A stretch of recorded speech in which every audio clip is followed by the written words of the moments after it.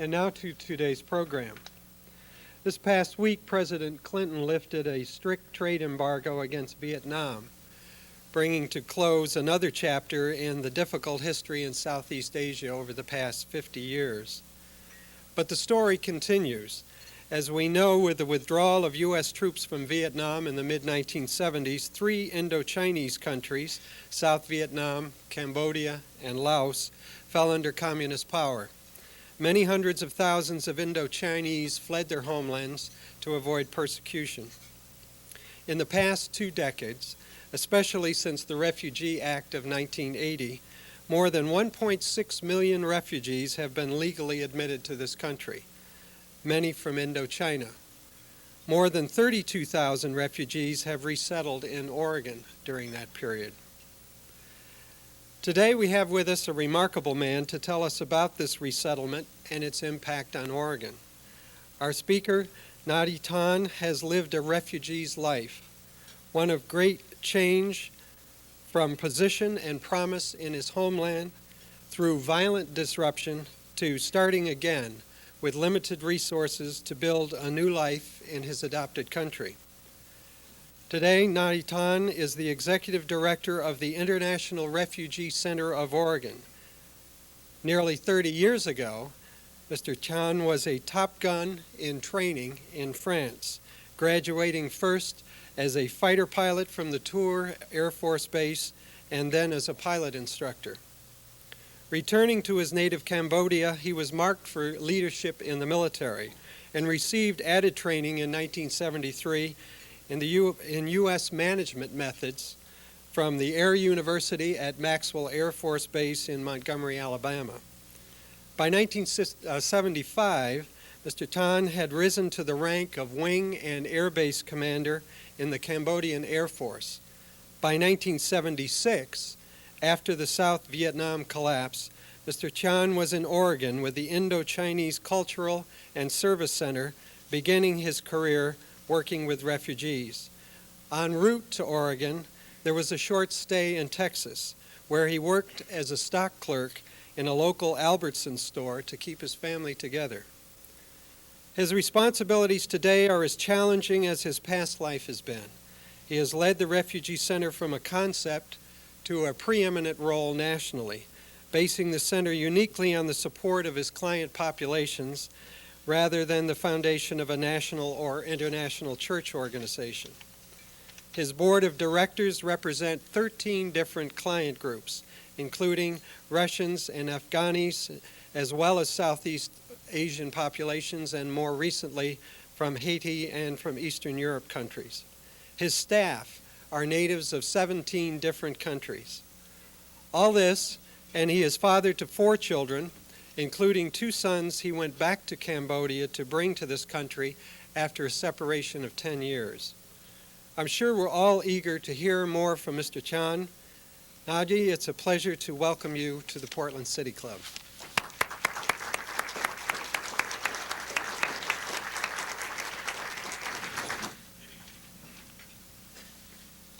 Thank you very much. It's a lovely introduction. I am so grateful to that.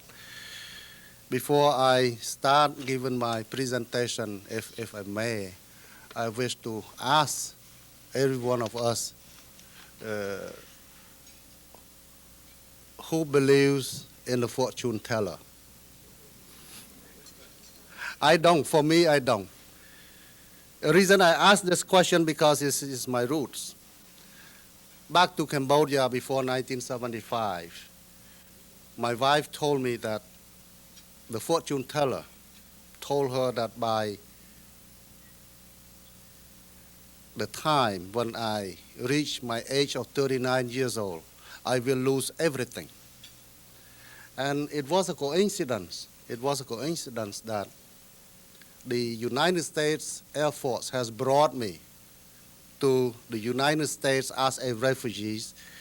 It was on exactly my 39th birthday. It was on May 31, 1975.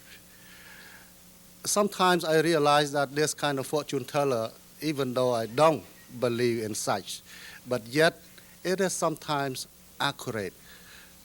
And again, the reason I bring this to your attention is to define that the difference between the refugees and immigrants are in this kind of circumstance.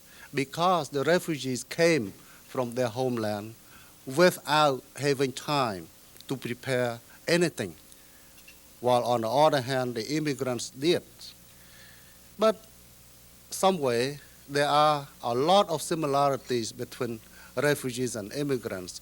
As we all know, America is made by immigrants, but yet there was no any policies, no any law, which is indicating how to, on how to handle the refugees and the immigrants until, if I do recall in the history, by 1975, up in the early day, the United States has received the refugees and immigrants on the open policy basis.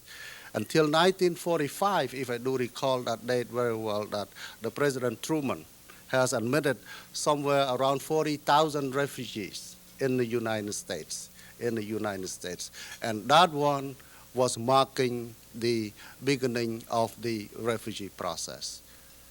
After that, it was the war in Indochina. By 1975, as Don has indicated, the Indochinese countries, which was formerly South Vietnam, Cambodia, and Laos, fell under the communists after the U.S. troops had been withdrawn from the region of that world.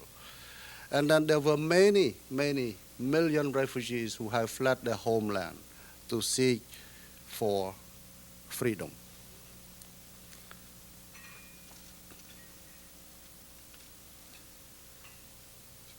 It took exactly 5 years for the interest group, for the lawmakers to get together in order to formulate the Refugee Act.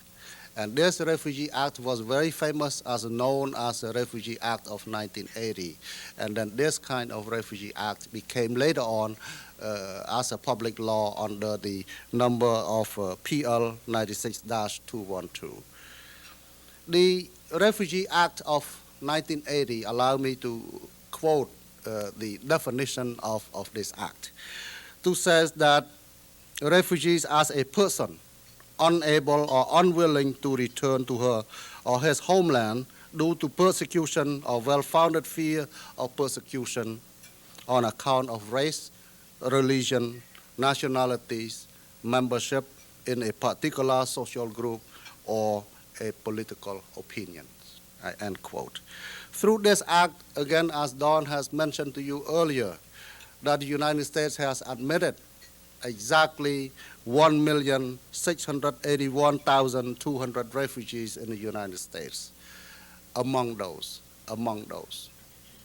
there are 32,259 who are currently in the state of Oregon. I wish to take this very small opportunity to bring to your attention about my experience of attending the National Refugee Program in Washington, D.C. just as of 2 days ago. During the dinner, the Office of Refugee Resettlement has invited a congressman from California to provide a presentation about immigrants. And in his statement, he said that, folks, Congress right now, we are very busy. We are involving in reviewing the budget and all of that. And he also said that, believe it or not, the budget which Congress is going to look at in order to cut it or trim it is the budget which is related to non-American citizens, in particularly to immigrants and refugees. And the audience was shocked to hear that. It was so scareful. And in order to break that silence, it was just the intended joke I like to make. And I raised my hand, and to ask the question. I said, sir, when the Refugee Act of 1980 became a public law, the United States Congress is responsible every year to authorize the ceiling number of the refugee admissions. And now we are hearing that you cut all of the budget to support these people. My question is it possible for you to keep all of these refugees in the state capital with you instead of allowing them to come to Oregon or to the other states? And then the ambiance was a little bit loose at that time instead of being tense. It is the reality, ladies and gentlemen, that the refugees are in your neighborhood. They are not only in Washington, D.C. I understand that refugees have brought both problems and assets. Assets in terms of their rich culture. Anyway, and somehow we have to understand that the refugees are the victims. They are the victims. They are stateless. But they are somehow the survivor. They try very hard to struggle with their life in order to make themselves successful and to become a contributing member of the society. In this area, I would like to bring to you two examples of their very concrete contribution to the new homeland which they are resettled now. One is an example from California. I am referring to the Little Saigon. Maybe some of you in this audience might know where it is, the Little Saigon.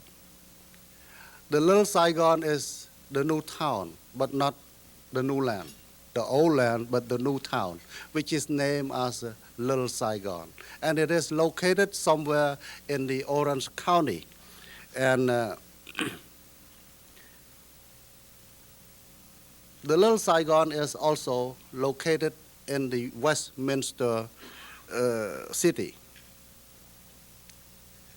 This Little Saigon has brought or has attracted millions of visitors from all over the world to visit that area, which is about 1 mile long, which is filled of refugees' businesses.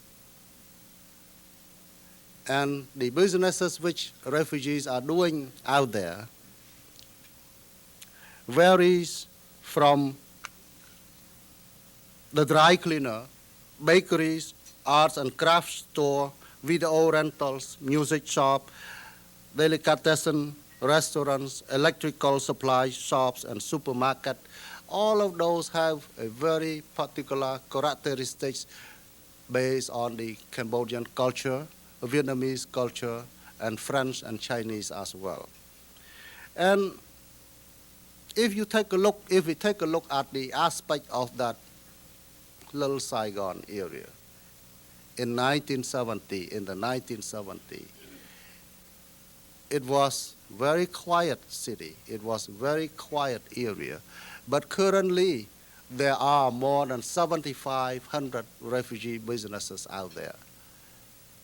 In the previous city administration, I had a chance to discuss with Mayor Bud Clark and encourage him very, very strongly to provide more opportunity of businesses, small businesses in our area. And my explanation to him was very simple. As you may have seen, that refugees came to this Oregon since 1975. They have been working very hard. They have saved a lot of money. And during the recession, all of their jobs have been gone. They have been laid off. And when Portland did not provide them the opportunity in businesses, as an example, those refugees who came to work very hard in Portland had saved a lot of money And then, since they didn't have any other opportunities, they have brought all of those savings to just cross the border to the state of California and invest their saving. My point is that back to our area again in 1984, 82 to 85.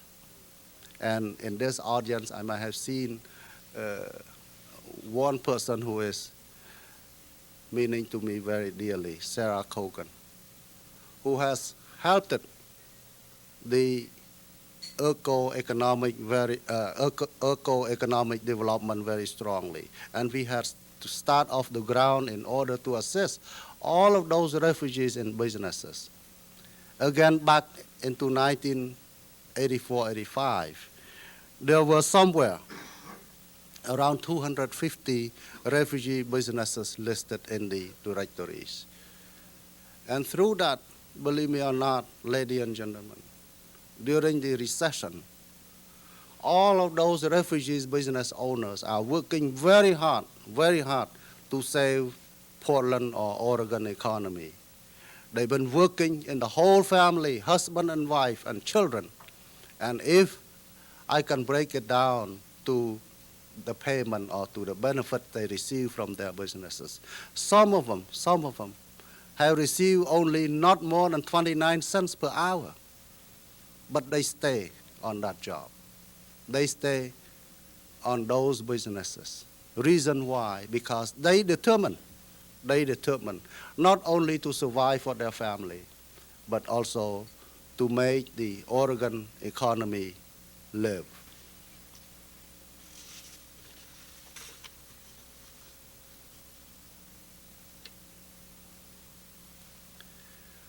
There's two above example I illustrated for your attention. Is just the two among the other 1,000 and 10,000 contributions which the refugees have made. In my humble opinion, I have heard many people, especially the friends in Oregon, especially in Portland, who told me that we want Oregon to be international. Yes. Right now, this willingness came through to the reality already. If we take a look at the Portland Airport, International Airport, if we take a look at just across the bridge to the other side, the Portland International District, and we can see that very clearly that this one is a real diversified community. But again, the city has a very big project.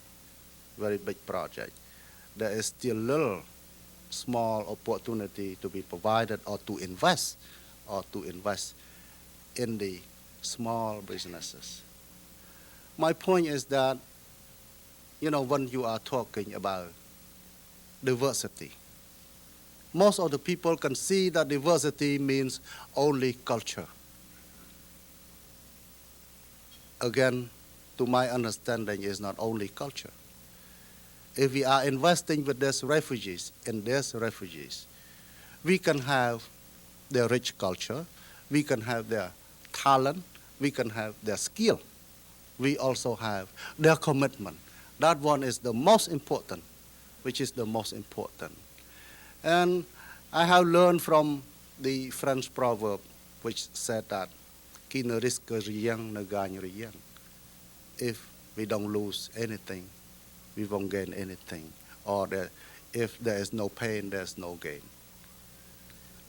I encourage you very strongly that we should invest in these refugee businesses. In Portland, we need to recognize that the importance of investing, of supporting these new communities of the refugees members. They offer us a great deal. Again, as I said, not only their culture, but also their commitment.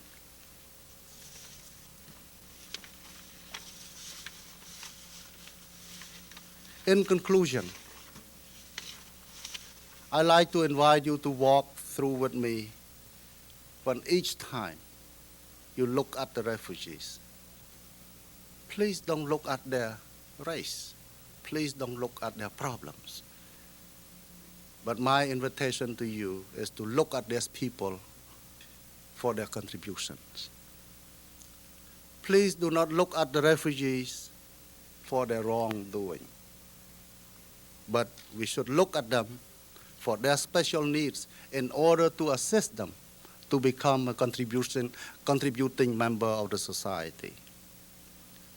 Like it or not, as I said earlier, folks, these refugees are here among us, just next door to your house. They are not, again, in Washington, D.C., but they are in your neighborhood. We should invest our compassion to exploit their contribution.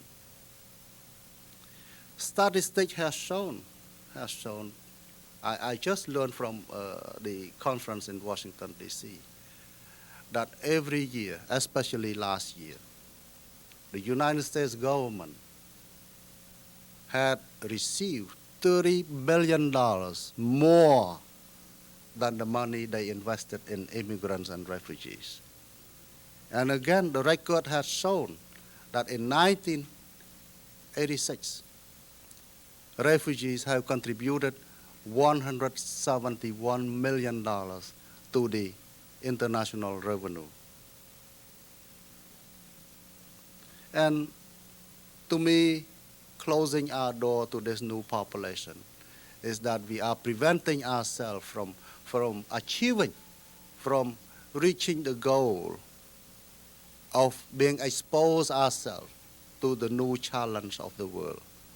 And that challenge of the world is the competition. We have a very strong competition. And just as recently and now, the president has lifted up the embargo in Vietnam. And there will be a lot of competition in that region. And I thank you very much for the opportunity. I should entertain the questions. Thank you. If you want to stay there, I'll just get them started on the questions. Now it's time for questions from members of the club. Substituting for Pete is Andrew Wheeler, a member of the board, who will ask the first question. Remember, use these microphones here for your questions. Speak into both of them. That's the setup they have for us here today. If you have any written questions, please hold them up at this time. Andrew? Thank you. Mr. Tan, how can we, in an even-handed way, given that there are other refugee populations, how can we, in an even-handed way, open the door to this particular one without being, in a sense, putting them in a favored position?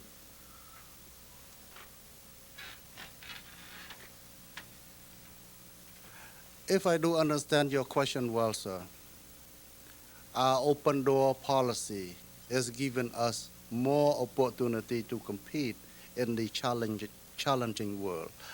As we all know, in Portland area especially, when we are referring to the international city and all of that, if we are not aware of this strangers' mentalities or commitment and asset, and they're rich in culture, and there is no better for us to compete with the other countries in the world as well. And again, in this opportunity, I rather see the positive idea of investing our time and commitment with the newcomers. Is it answer your question, sir? Well, sure, yes. Yes, thank you. Excuse me. My name is Joe Lieben. I'm representing the city, the Business and Labor Committee of the club. The question that comes to my mind is, could you give us any specifics about the difference between the town of Westminster and here in Portland, Oregon? What may be barriers that are here that were not present there, opportunities there that are that could be made available here to enhance that investment to create an atmosphere or an outcome that has occurred similar to Little Saigon? Thank you, sir. I think the opportunities are here. There's not necessary to be in Westminster, California, or in Oregon. The difference is only the refugee populations out there, which are very attracted by the climate of the city itself. It is warmer anyway. Be honest, it is warmer than Oregon, and refugees like warm climate. It's a little bit hard for them to stay in Oregon. But again, you know, when we are talking about their commitment, as I pointed out to you in my presentation earlier, was that throughout the recession period, and then there were more than 250 refugee businesses who are committed to stay and determined to live in this area. And again, the difference is out there are more opportunities because, as I said, 250 in Portland. Out there are 7,500. And then if we are promoting, if we are committed ourselves to promote more businesses, I think we are going to reach that goal sooner or later. Thank you.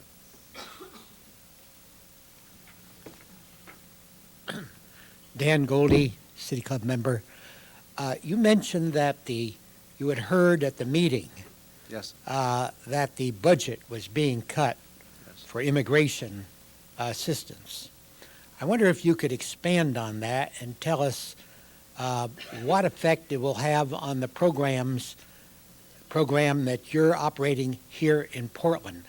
The context of this is that next week, the president is going to announce his proposed budget. The stories indicate that there are incredible cuts in social programs almost across the board, all kinds of programs. And in today's paper, there's a story that the assistance that the Oregon timber communities were expecting to get under the Clinton Forest Plan, the money is not there. I mean, they didn't provide the money for it, not going to become available. So we're looking at a rather serious general budget situation. Could you tell us more precisely what this means for your program here in Portland? Thank you, sir. I'd like to invite you back to the Refugee Act of 1980 again. When this Refugee Act of 1980 became a public law, and then every year Congress has voted the number of admission, the ceiling of the refugee admission. At the same time, Congress has also approved the budget for the year. And the budget itself should be separated in two different issues. One is for the refugee program and one is for the domestic program. When I am referring to the cut, as we may know that refugee funding is a very small funding comparing to the other program, domestically speaking, is very small. And when the budget is cutting, we have to trim also our services. As you may know, in the early day, when the refugee program was at the boom, and at that time, there were a lot of services available to the refugees. And currently, the only service which is available to the refugees are employment or employment-related. And again, we are trimming our program to the very lowest level already. I do not know how are we going to trim this kind of services again without dropping a burden on the local communities. As I mentioned, that the refugees are not necessarily to be located or resettled in Washington, D.C., but they are in our neighborhood.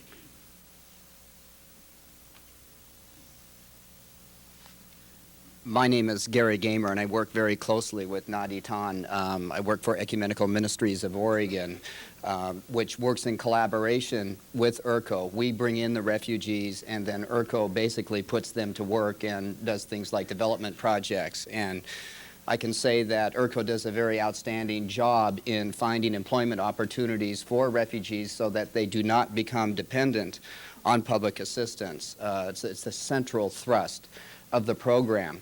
Right now, I think it's safe to say that the national mood has turned somewhat ugly as perceived by refugees and immigrants. It seems like politicians in Washington, D.C. are scrambling about now to find how they can please some of their constituencies in their anti-refugee and immigrant rhetoric.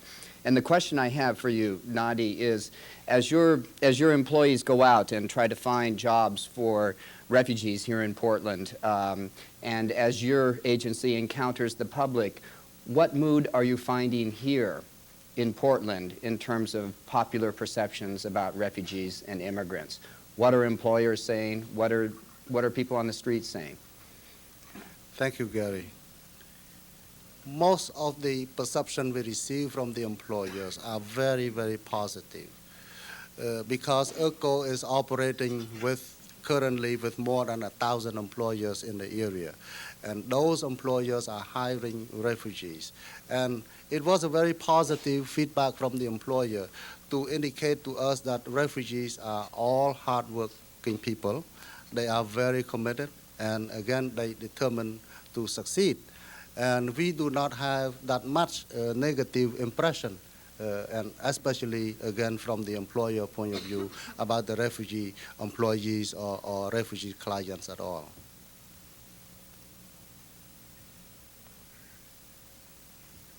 Joe Lieben again. Taking the perspective of an employer and wanting to utilize the productivity and the value of a refugee, but the first thing that comes to mind is concern about the language barrier. Will my productivity suffer during the transition period? What about customer service? Will I have problems with even compliance with regulatory things like OSHA rules? What kind of help can your agency provide for me as an employer or the individual refugee to get past the language barrier and get to the point where English is a workable second language? Thank you, sir. The services are available for those refugees with regard to the communication problems are available through the employment services that we provide. On the other hand, if something which is not related to employment, IRCO also has a program that what we call interpretation and translation project. But that one we charge for fees. We charge for fees. And currently this kind of program is very successful in the area to provide all kind of interpretation and translation to the service providers in the area. This kind of program is a fee-generated program. And then each time, as I said, when you need a services, which again, quote and unquote, non-employment related, we have to charge for fees. But with regard to the employment, you can call our office and then the job developer and the IRCO staff will provide that free to the employers. I'm Don Sterling, a member, Mr. Tan. When you call on this community to invest in the refugee community, what things do you have in mind other than the obvious ones of hiring refugees and of patronizing their businesses? What other kinds of investments are you speaking of? Thank you, sir. I like this question. The way how I learned from this society and this system, that your voice is the most important, sir. Please call your congressional office. Please call our senators and advise them that we as a Portlanders, we want to invest in this. And please tell them that do not cut the refugee programs, and do not cut the refugee admission. You know, to cut the refugee admission, like it or not, to me, it is the direct invitation to the sentiment of anti-refugees, And if we, as we all know, the United States is made of refugees populations, is made of immigrants. And once we've heard that, you know, our government is closing the door, it is indirectly inviting the anti-immigrant, anti-refugee sentiment. And again, your voice is very important, sir. Please call our congressional office and advise them about these issues. I thank you very much. Grant Geyer, City Club member. Are the refugees basically seeking to settle here permanently, or are some of them only want to be here temporarily until conditions in their home country improve? An example would be, for instance, in Cambodia now with the new elections, would there be a move to, for some of the Cambodian refugees to go back home? Thank you, sir. Based on the status we have received, legal status we have received, those refugees who are admitted in the United States and then have the right to settle here permanently. However, they also have the right to return to their homeland if the situation back home or their hometown or homeland are permissible for them to go back without finding any fear of persecution. This is the terminology of the refugee definition. Joella Whirling, club member. I'd like to ask you about a picture of youth, of young people that you work with. Perhaps I'd even like to ask you to tell us a little bit about how the young women that you're working with are doing. I'm talking about students, let's say, of school age up through high school, and how the young men are doing and what kinds of special needs they have. Thank you. To start, we must recognize that is the language barrier. That one is the most important. But also the record has shown very clearly that refugees, children, are very great in school. They have achieved the top level of their education. And I am not talking about, the bad apples. Bad apples we can find everywhere in the whole world. But yet, with regard to the academic achievement, I can say that refugee children are doing great in school. To start in the beginning, they might have encountered with those kind of language barrier. But later on, as far as they are young, they are adjusting to the society very well and faster. And sometimes they are much more faster than their parents, and they adjust themselves much more, and they become much more Americanized than American children. Yes. I'm Bob Turner, a City Club member. Some years ago, I began as a volunteer helping students who'd come to the United States with English conversation, a kind of tutoring program. I did it at first because I thought it was a way to help somebody else, but I found it an absolutely fascinating set of experiences. I've made friends. They've shown me around their country when I was in Japan, whole new insights into the world out of doing this. I'm wondering, what are some of the ways that we can help the refugee people, and what would be some of the things we might gain? Thank you. Yes, sir. The gain I have been mentioning in my presentation and answers already. The gain were related to the different cultures we have learned every day. The gain we are receiving from the refugees are their skills, their talents, especially to understand their mentalities. As you may know that in the United States right now, we are very enthused in the management field. We are very, very enthused in applying the Japanese management style. And yet, if we are not interrelated with those cultures, how can we learn this kind of style or mentality is good enough. And in addition to that, the gain we have is their commitment. Like it or not, refugees like me.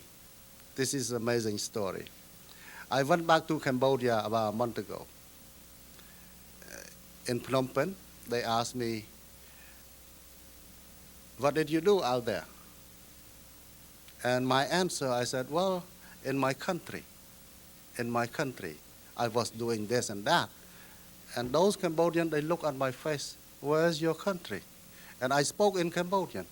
And I forgot that my country, at that time, I referred to them, it was referring to the United States. And then until I realized that, geez, I am a Cambodian, and now the Cambodian is asking me, where's my country? And I referred my country in the United States. And this is the sense of belonging, sir. That's what we gain, the sense of belonging. And again, back to the gentleman's question, those people who are willing to go back to their homeland, not very many, sir. Maybe the old folks, old generations, they might be going back.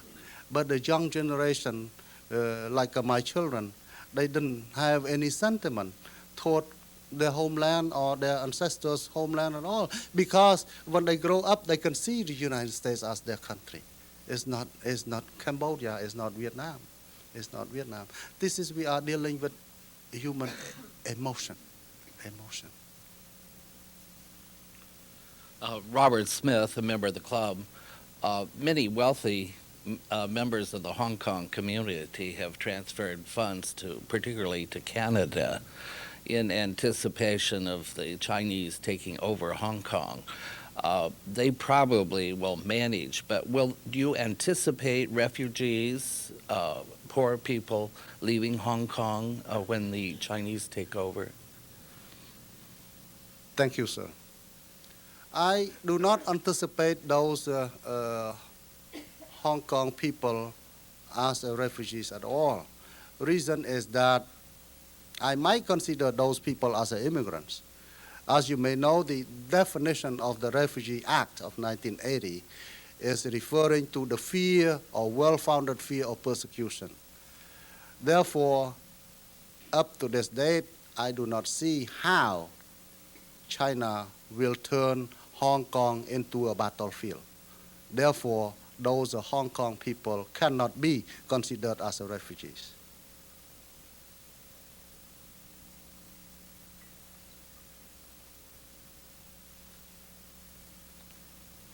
My name is Paul Duong. I'm the refugee program coordinator for the city of Portland.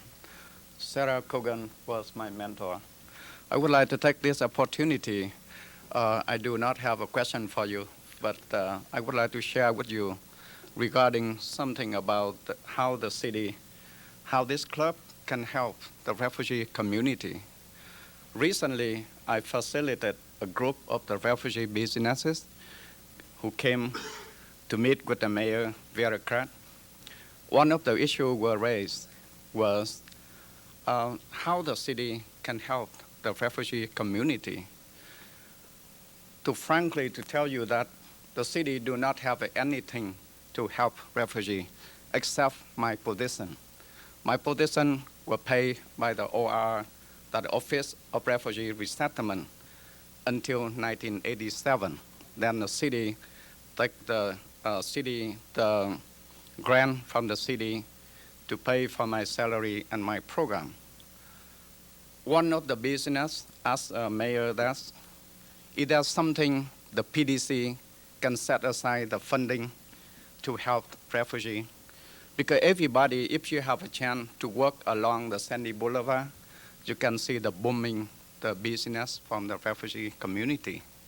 With the funding set aside from the PDC, working close with the IRCO economic development, I think that this group can help refugee community to be more self-sufficient and be more a good citizen in terms of the contributing member to the new country.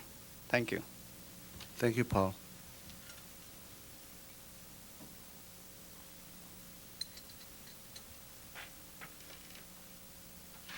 Before you leave, Mr. Tan, I had a question. Looking at your background, you have talked about diverse cultures, and you touched on management styles. As the manager of a staff of, I think your assistant reported to me, some 15, 16 different native countries, and with a board representing a diverse set of cultures, what have you learned from that experience about managing in a diverse cultural organization? Thank you, sir. It is a very good question. My answer is focusing around survival. It's the matter of survival. As you may have read my background, I was a soldier, sir. I was a soldier. I couldn't imagine that I can become a public administrator. But again, as a matter of survival, I have to do it. And by doing it, I have learned on the site. Therefore, my management style is changing each time, especially the communication style. I have to change this from one person to another. You know, when you are dealing with one ethnic group, it's hard enough already because they are human beings. But when you are dealing with the human beings who are coming from the different culture and from the different communities, it's very hard. Therefore, I learn and study and deal with this kind of issues every day. And again, I have to keep myself changing. Sometimes my staff ask me, Nady, when you talk to me, you were in this way. And when you talk to another staff, you are acting differently from the way you approach me. And this is the key of the success, because we have to understand them. You have to understand your partner. You have to understand your co-worker. Whom are we going to deal with? And therefore, they taught me a lot, all of this stuff. Their cultures are very rich. And then I learn and I keep learning this. Thank you. I'm sure we all want to thank you for the work that you're doing, your organization and your board, and for bringing us today the challenge of meeting the opportunity that lays there with the refugee population in this community. Thank you very much, sir.